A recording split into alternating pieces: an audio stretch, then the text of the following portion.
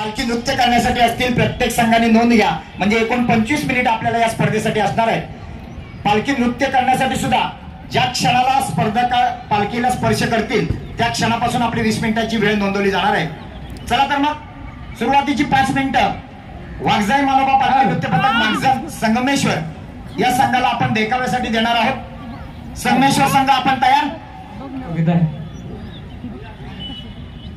त्यांचा देखावा जो काय असेल तो आपण त्यांच्याच मुखातून ऐकणार आहोत। हॅलो हॅलो छोटी आणि मोठी कधी येणार पालखी आणि मला पेचे पाणी हॅलो पाणी सांगितलं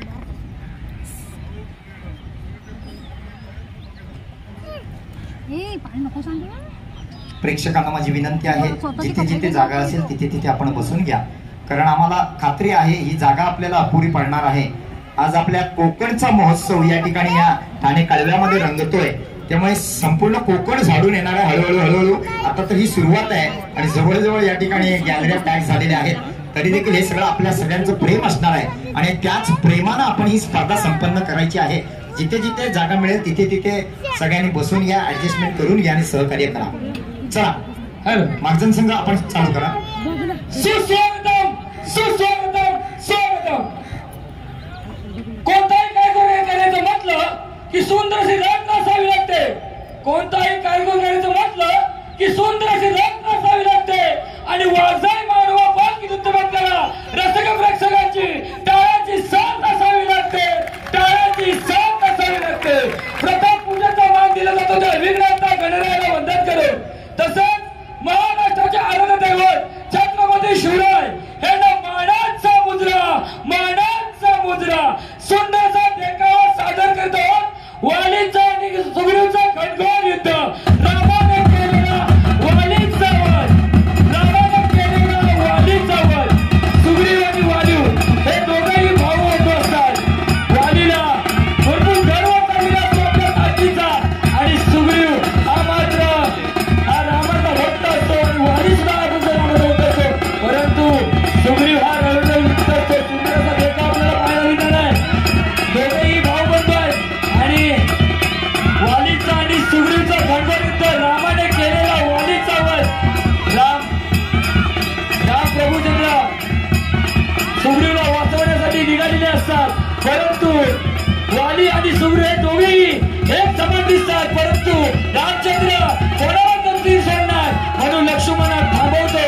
थांब लक्ष्मणा, थांब रमा। आपल्या समोर हे दोघेही समोर एकत्र दिसतात। ह्याच्यातला वाली आणि सुग्रीव कोण नेमका, हा तुम्ही कोणत्या प्रभू वाद सोडणार म्हणून रामचंद्र लक्ष्मणाला थांबवतो। हो हे प्रभू, हो प्रभू, हे दोघेही समान दिसत आहेत। ह्याच्यातला वाली आणि सुग्रीव कोण ह्याच्यातलं कळतच नाहीये, म्हणून वालीला पूर्ण गर्व चाललेला असतो ताकदीचा, म्हणून सुग्रीव पराभूत होतो आणि प्रभू रामचंद्रांची वेळ जातो। प्रभू रामचंद्र माझा पराभूत झालेला आहे, वालीला गर्व चालला आहे आपल्या ताकदीचा, म्हणून प्रभू रामचंद्र आपल्या गळ्यातल्या होरमाळा काढून पूर्ण युद्ध रचून चाललेला आहे। वालीचा आणि सुग्रीवचा घनघोर युद्ध, रामाने केलेला वालीचा वध। समोर पाहायला मिळते वाघजाई मानोबा पालखी नृत्य पथक मागजन। सुग्रीव प्रभू रामचंद्र दिला, प्रभू रामचंद्र माझा पराभूत झालेला आहे, वालीला गर्व चाललेला आहे, म्हणून प्रभू रामचंद्र आपल्या गळ्यातला वरमाळा काढतात आणि सुग्रीवच्या गळ्यामध्ये जातात आणि पुन्हा युद्धात पाठवतात। सुग्रीव पुन्हा युद्ध देतो वाली समोर आणि राम प्रभूचंद्र समोर वालीच्या समोर युद्ध चालू असताना वालीचा वध करतात। सुंदर असा देखावा आपल्याला पाहायला मिळतोय आणि प्रभू वालीचा वध होतो।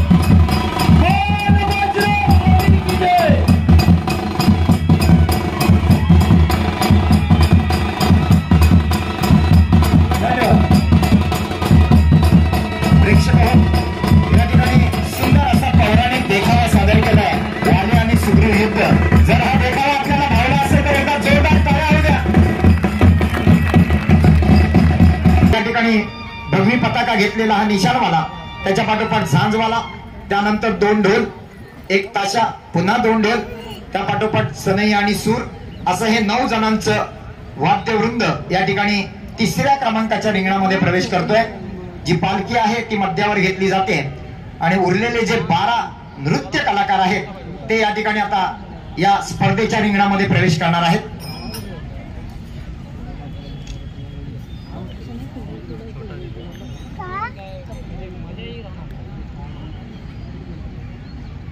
स्पर्धेची सुरुवात होताना शिट्टी मारणार आहे आणि बरोबर तुमची 20 मिनिटं संपल्यानंतर सुद्धा शिट्टी मारेल. ज्या क्षणाला शिट्टी वाजेल त्या क्षणाला कार्यक्रम जिथं असेल तिथं थांबवायचा आहे.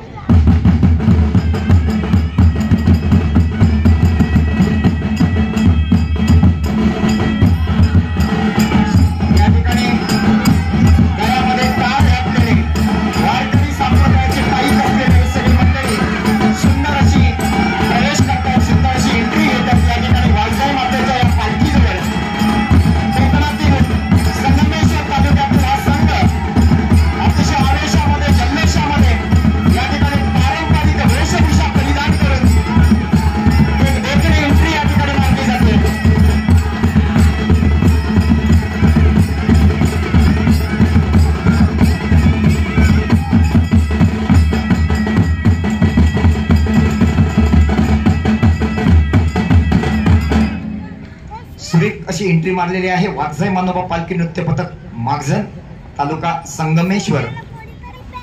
खर तर अशा प्रकारच्या पालखी नृत्य स्पर्धांची सुरुवात ही संगमेश्वर तालुक्यामध्ये झाली. संगमेश्वर तालुक्यातल्या कोसून गावामध्ये 30 मार्च 2002 साली म्हणजे तब्बल 21 वर्षापूर्वी अशा प्रकारच्या स्पर्धांना खऱ्या अर्थानं सुरुवात झाली आणि आज तीच कोकणची पारंपरिक लोककलेची स्पर्धा या ठिकाणी आपण या ठाणे जिल्ह्यामधल्या कळव्यामध्ये संपन्न करतोय. अतिशय आनंद होतोय आणि पुन्हा पुन्हा मी आभार मानेन आव्हाड साहेबांचे की ज्यांनी कोकणातल्या कलाकारांना एक सुंदर असं हे व्यासपीठ या ठिकाणी उपलब्ध करून दिलंय. चला मागजन संघ आपण तयार.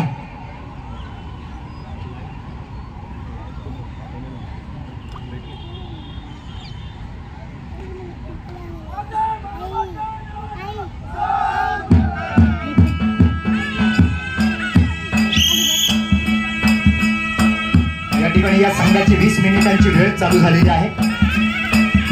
सगळे कलाकार पालखीजवळ आलेले आहेत. एका कलाकाराच्या डोक्यावर या ठिकाणी पालखी दिलेली आहे. समोर एकावर एक 2 कलाकार आहेत. दुसऱ्या कलाकाराच्या हातामध्ये धुपारत आहे. पूजा केली जाते, घंटानाद केला जातोय. ते उक्षी गावात आलेली ग्रामदेवता वाघजाई मातेला या ठिकाणी नमस्कार केला जातोय, श्रीफळ ठेवला जातोय आणि मानाचा पासोडा अर्पण केला जातोय. तो संगमेश्वर तालुक्यातील या मागजन संघाच्या वतीनं पंचांना विनंती आहे, पालखी खाली आल्या आल्या तो वरचा पासोडा काढून घ्या.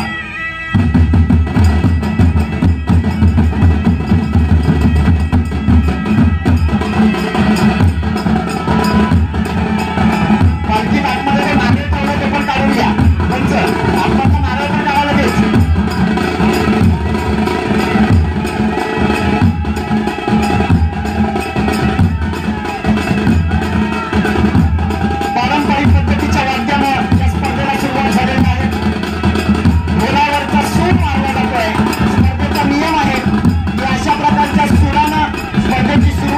आणि स्पर्धेचा शेवट सुद्धा सुराच्या वाक्यानं झाला पाहिजे. खरं तर सूर अनेक प्रकारचे असतात, परंतु हा सूर आहे तो ढोलाचा सूर आहे.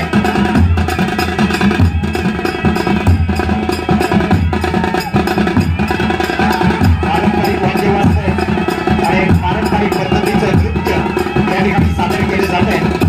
संपूर्ण संघ हा पारंपरिक वेशभूषेमध्ये या ठिकाणी आपली कला सादर करतोय. केला जातोय या ठिकाणच्या आयोजकांना.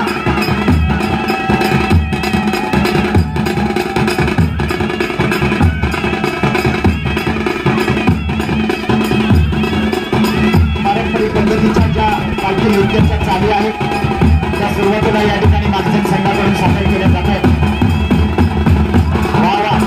वाद्य सुरुवातीलाच गतिमान होत आहे. अतिशय वेगळा संघ आहे. रत्नागिरी जिल्ह्यामध्ये अनेक स्पर्धा या संघानं जिंकलेल्या आहेत.